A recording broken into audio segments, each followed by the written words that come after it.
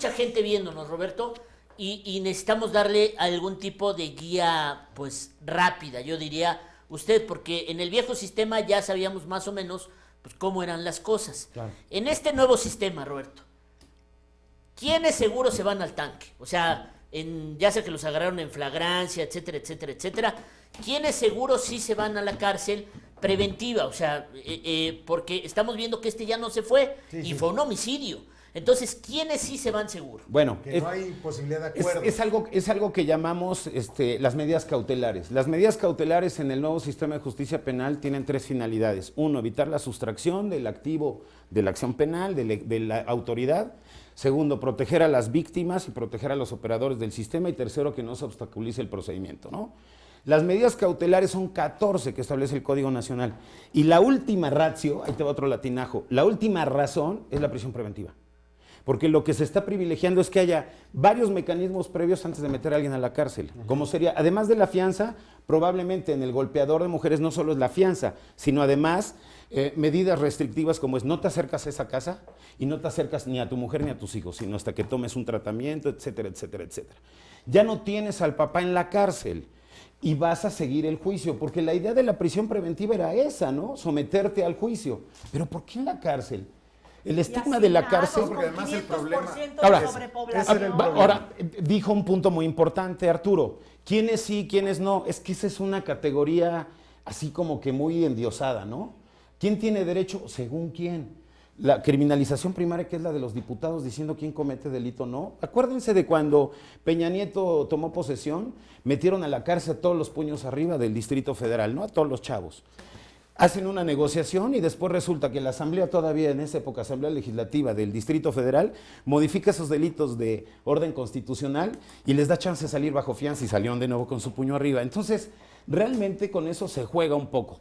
Lo importante más bien sería pensar, ¿por qué no meter a la cárcel a todo mundo? Porque no se trata de una venganza, se trata más bien de hacer más cortos los juicios, con una mayor posibilidad. Este es un caso extremo, estamos hablando de la pérdida de la vida de dos personas totalmente inocentes, es decir, tú no pediste que te mataran.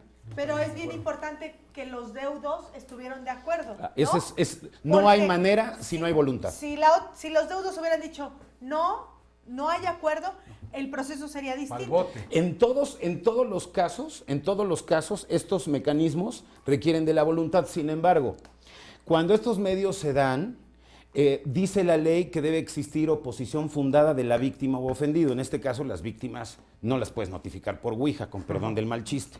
Sí. Pero los ofendidos serían los familiares. Sí. La única causa, digamos, no justificada o justificable para que se opusieran sería que no hay reparación del daño.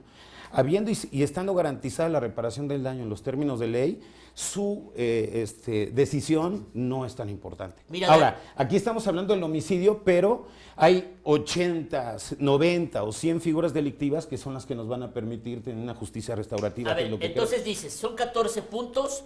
14 medidas cautelares. 14 medidas cautelares, la última es la cárcel. La prisión preventiva. La prisión preventiva. Es decir, estar en la cárcel mientras esté en juicio. O sea, es decir, tú puedes, por ejemplo, en el caso de un fraude, ¿no? Garantizar el monto defraudado y sigues tu proceso en la calle.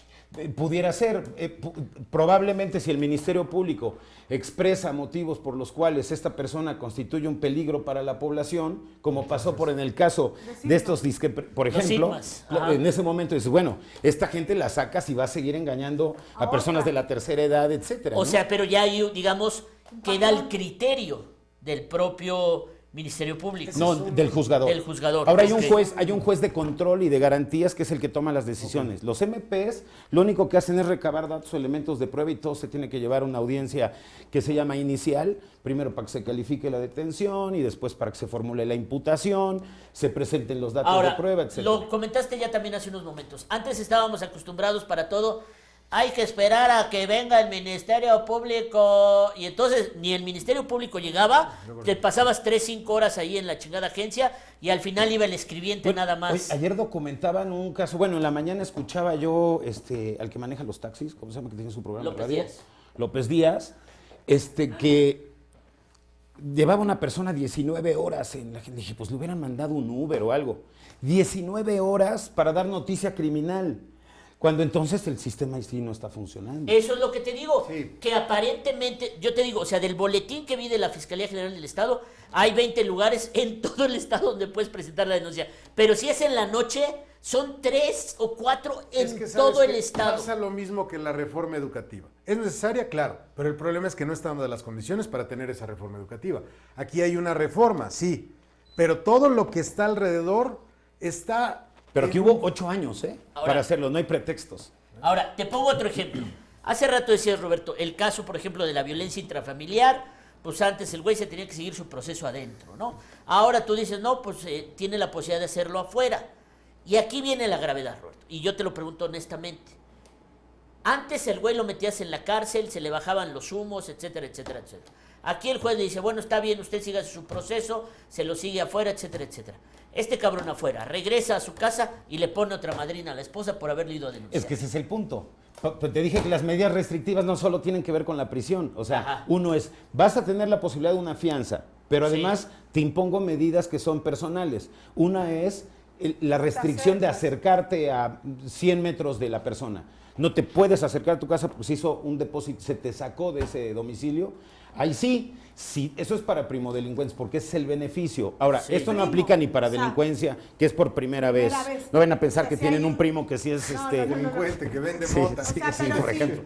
si ya reincide en la violencia, ya son otras No, medidas. es que el punto sería este. Las medidas cautelares van a tener como finalidad, no solo es el problema de si te meto a la cárcel o no. ¿Qué pasa cuando te meto a la cárcel? ¿A quién afecto? A esa propia familia. Porque al final, yo debo decirles, en el 87 que fui por primera vez juez calificador, hay un chamaco de 20, 21 años, y me era muy sorprendente que llegaba la mujer con la cara como Santo Cristo, y iba a presentar, no quería presentar denuncia, entonces los ponían a disposición con el juez calificador que tendrían que ser solo por una cuestión que no fuese delictiva y aquí había delito, para que pues tuviera una sanción, tú así lo veías. A las 2 horas la que llegaba con el dinero para pagar la multa Era la esposa. era la esposa. Entonces, y finalmente, como dices, regresando así, muy chicha, y ahí va de nuevo la Tómala. golpiza. Claro. Aquí lo que necesitas es, además de estas medidas cautelares, que se le trate a las personas. Miren, y esto lo voy a decir, el apartado C del propio 20 constitucional que habla de las víctimas del delito, ahora establece que hay una obligación institucional de generar un asesor jurídico de la víctima. ¿Qué quiere decir? Así como hay obligación de que el que va a ser imputado, va a ser acusado y eventualmente enjuiciado, tiene derecho a un abogado, cualquiera de nosotros como víctima tienes derecho a un abogado que se llama asesor jurídico de la víctima.